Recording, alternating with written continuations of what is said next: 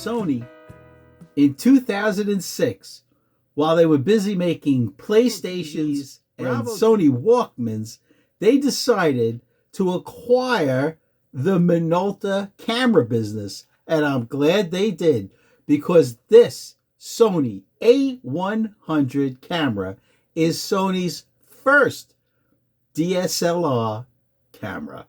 And we're going to look into it. Let's go!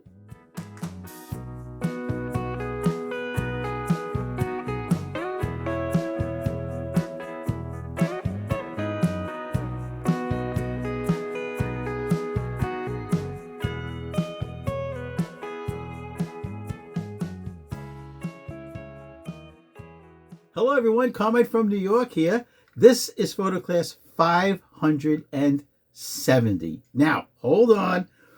These photos may look familiar to you if you're a regular of my channel, because I did put these up in a 2 or 3 minute short on this channel. I'll put the link in the description below, entitled, "Watch This Before You Visit New York."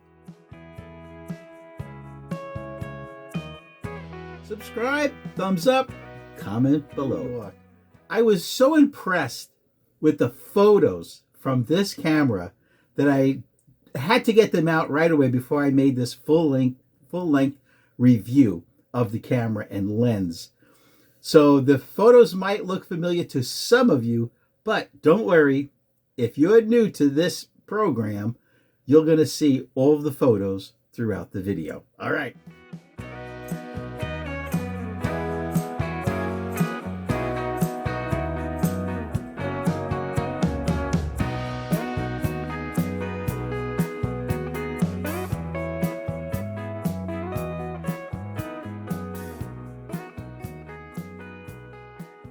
Guys, this is the Sony Alpha or A100 camera. It is Sony's first DSLR. It's not mirrorless. It's a DSLR camera from when they acquired the Minolta camera business. All right. The good news, or the great news, is inside it has so many spectacular improvements. As a photographer for over 51 years here in New York City, let me tell you what I find to be outstanding about the A100, which costs like $100 now. All right. First of all, it has a 10 megapixel APS-C size CCD film-like sensor. Now, I have been singing the praises of a CCD sensor for many, many years.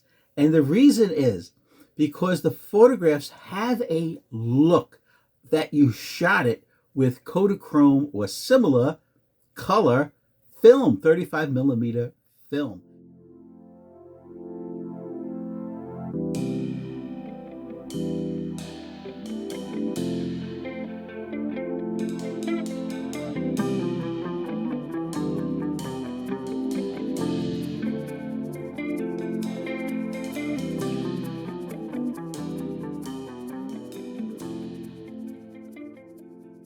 There is a difference then compared to a CMOS sensor, which is used today by 99.9% of camera makers, whether it's mirrorless or DSLRs. Okay, let's keep rolling. So attached to the front is the Minolta brand, made in Japan, 35-70 f3.5 to 4.5 autofocus lens. Now we'll start reviewing from the front to the back. The lens is autofocus, but it does not have its own autofocus motor in the lens. The lens needs the onboard in the camera body. It has a motor for autofocusing. Now I'm going to show you a picture of a close-up picture anyway of how it works. Right here where my finger is, this is a little screwdriver. It looks like this, and it turns. And what does it turn? A corresponding screw right here on the lens. So to focus, the camera moves, it moves this, and that's how it focuses. And the focusing, as you can see, is spot on. Now, you have to understand something. This lens was made by Minolta in the 1990s, way before Sony acquired them.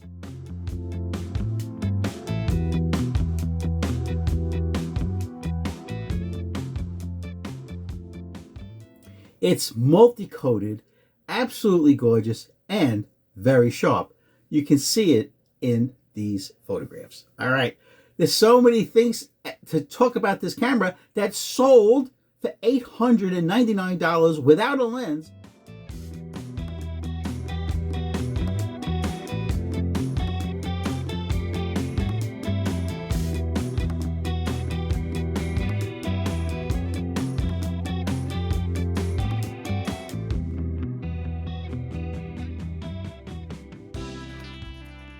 Okay, let's keep rolling.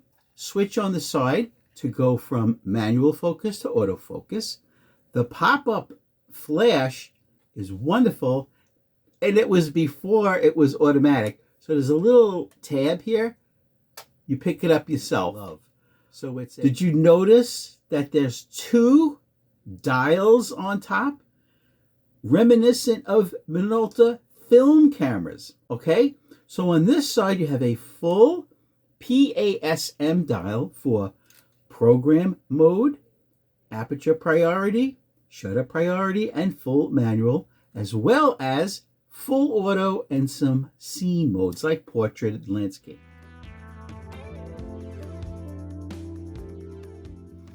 But on this side is another dial.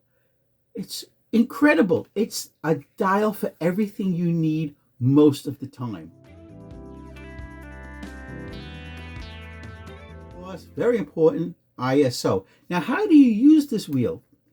It's not that obvious right away. So you set it on your ISO, then you have to press the middle button, and then it lights up on your rear screen and you adjust it thusly. But if you don't press the middle button, you won't be able to find what your ISO is. And then it has a white balance on the dial, and then it has dynamic range. You can set your dynamic range. Wonderful, absolutely wonderful from the film era to have more dials and buttons at your fingertips. Okay, remember, this is probably in the top 2 best qualities of this digital camera. It has IBIS. Sony calls it steady shot, in-body image stabilization. You don't have to worry if your lens does not have OIS, optical image stabilization, where one of the elements moves to keep it steady from your shaking. This camera, the very, very first Sony DSLR, has IBIS. What an incredible advancement for 2006.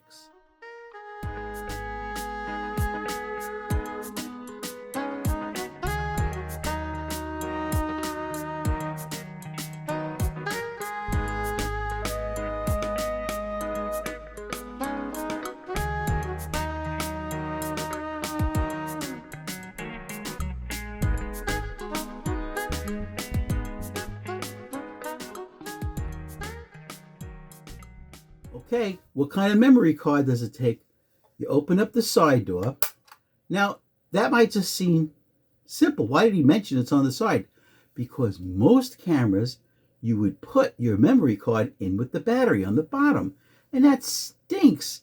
Because if you have this on a tripod, all set, you have to take it off, open the battery door to put your card in. Not with the Alpha 100. You take your CF card and it goes right into the side. I happen to love these older SanDisk cards. It's the Ultra 2 4 gig card, and it just simply goes right into the side door. Now, what kind of battery does it take? Here's the battery door. It takes the 500H battery, which lasts basically all day long. Okay? And Here's your menu right here. Very simple, very easy to use menu. And like I mentioned before about this dial, right? Like I just put it on ISO now, and you see you press it and off. You press it and now you can adjust your ISO. What kind of ISO do you want? And you use the wheel in the front and you change your ISO. You see it moving? That's how you change your ISO. Speaking of ISO, what's the range? Well, it's ISO 100 to 1600. These photos you're looking at, first of all, they're all JPEGs. They're all untouched. And they're all at 400 ISO. I love 400 ISO. When I'm out doing street photography, it's great because I get a nice high shutter speed. And I always shoot at f8 for street photography. Why f8? It's the sharpest aperture for 99% of all lenses ever made. Okay, this is a Sony A-mount lens. Beautiful.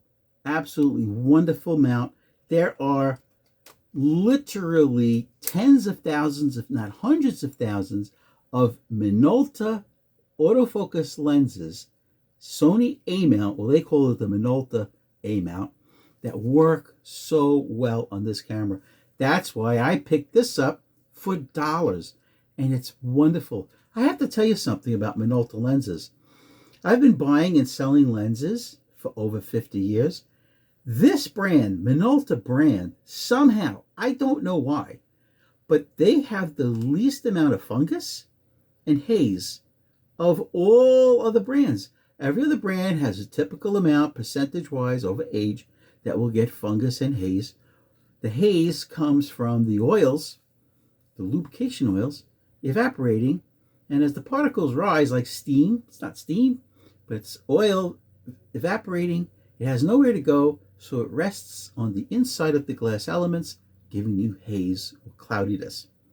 For some reason, whether it was the chemistry of the oil they use, maybe it was a proprietary blend of oils, waxes, who knows? But I found over 50 years, 51 years, that these lenses have the least amount of haze and fungus. I mentioned earlier in the beginning that this is an APS-C size sensor.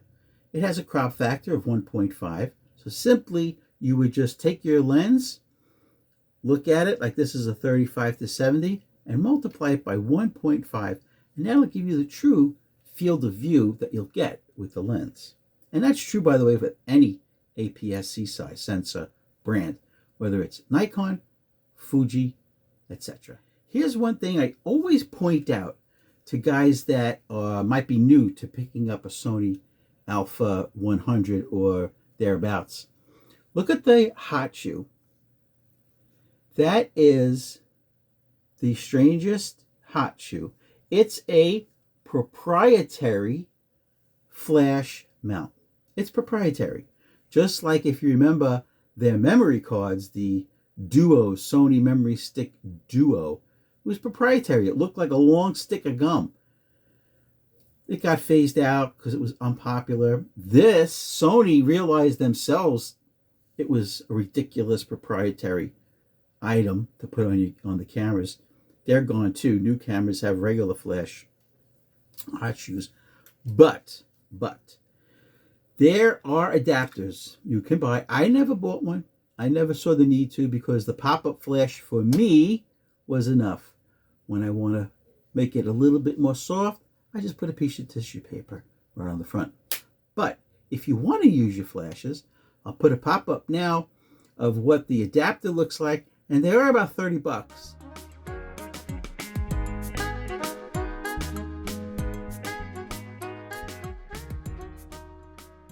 If you want to use your own flashes, it's an adapter. You put this in the proprietary hot shoe, and then you can use your standard flashes right up on top. So in closing, let me just say this. Mr. Phil Askey of DP Review, back in 2006, he reviewed this camera in length. He wrote a 31-page review. The link is in the description. And how did he judge the very first Sony DSLR camera? He gave it an incredible, highly recommended score.